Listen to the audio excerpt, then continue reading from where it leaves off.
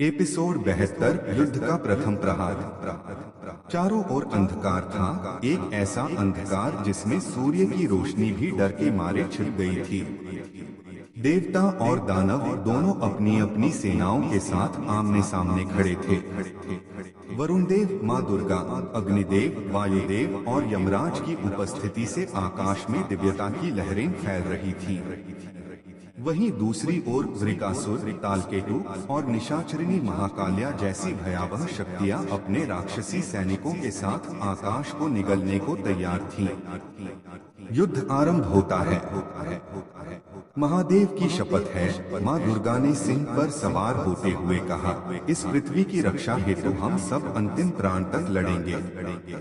वरुण देव ने समुद्री जल से एक विशाल जलचक्र बनाया और वृकासुर की ओर उछाल दिया।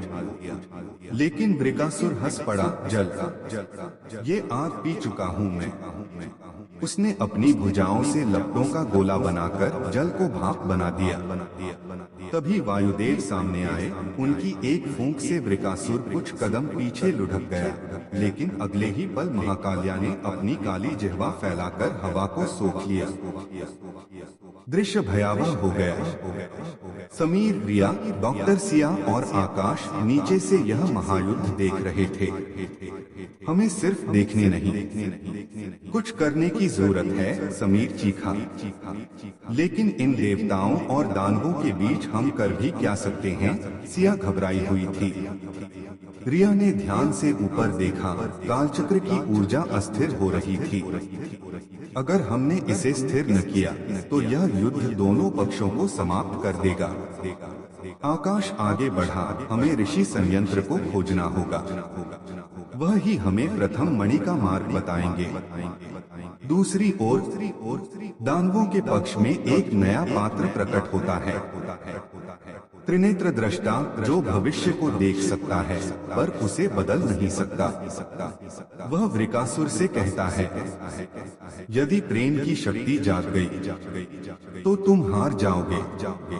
वृकासुर हंसता है, प्रेम को मैं श्रापित कर चुका हूँ, अब केवल भय शेष है।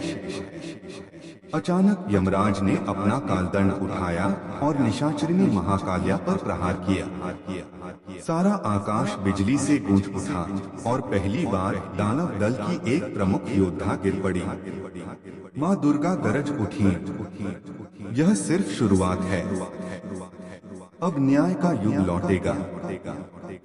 कालचक्र की गति अस्थिर हो रही है। पृथ्वी और आकाश के बीच एक नई दरार बन रही है और उस दरार से कोई और शक्ति जागने वाली है। कोई जो न तो देवता है न दानव, बल्कि कालचक्र की आत्मा है।